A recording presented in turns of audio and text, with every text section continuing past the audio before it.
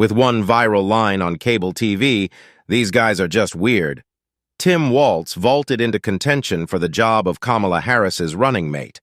The 60-year-old brings with him a folksy, plain-spoken, and sharp-tongued approach to taking on the Republican opposition. He also comes with a compelling resume: a public school teacher, football coach, and National Guardsman before he entered politics. His political experience, representing a Republican-leaning district in Congress and then later passing left-wing policies as Minnesota's governor, could have broad appeal at a time when American politics is so polarized. A native of rural Nebraska, Mr. Walz farmed and hunted in his summer times and enlisted in the Army National Guard at 17. He would serve in the volunteer force for 24 years. His father, a public school administrator, encouraged him to join the military before he died from lung cancer when Mr. Walz was 19.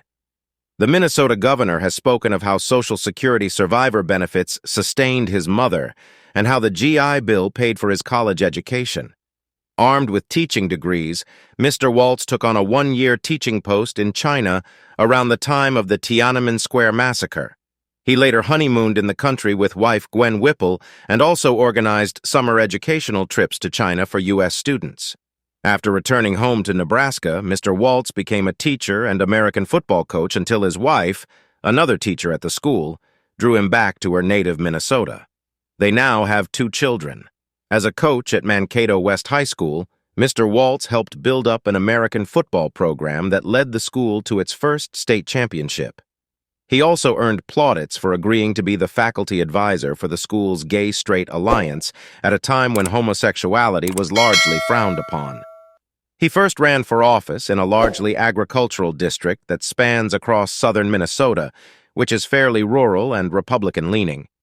But Mr. Walz campaigned as a moderate who cared about public service and veterans advocacy, leading to an election upset.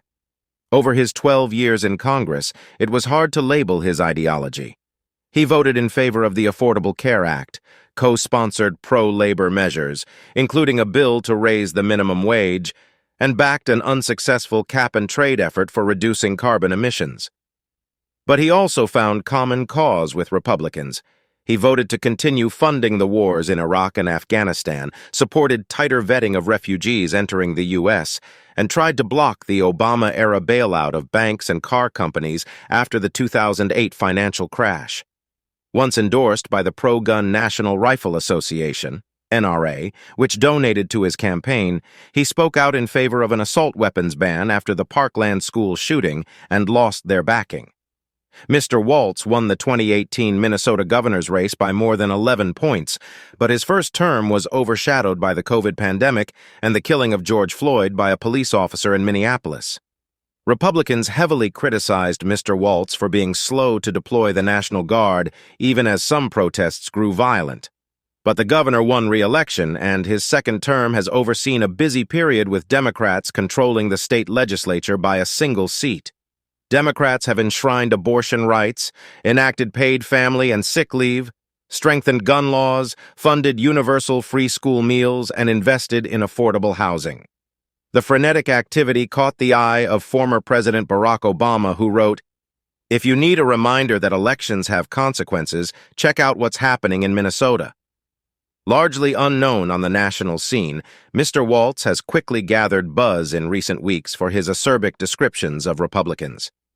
"These are weird people on the other side," he recently told MSNBC, a label that has been widely repeated. "They want to ban books. They want to be in your doctor's exam room." But Republicans have been quick to characterize what he has done in Minnesota as too radical for ordinary Americans. Tom Emmer, the third highest-ranking Republican in the U.S. House of Representatives, accused Mr. Walz of trying to turn Minnesota into Kamala Harris's home state of California. But allies, including labor leaders, believe Mr. Walz can broaden Ms. Harris's appeal to rural and working-class voters. Angie Craig, a House Democrat locked in a competitive race for re-election, praised Mr. Walz as a battle-tested leader.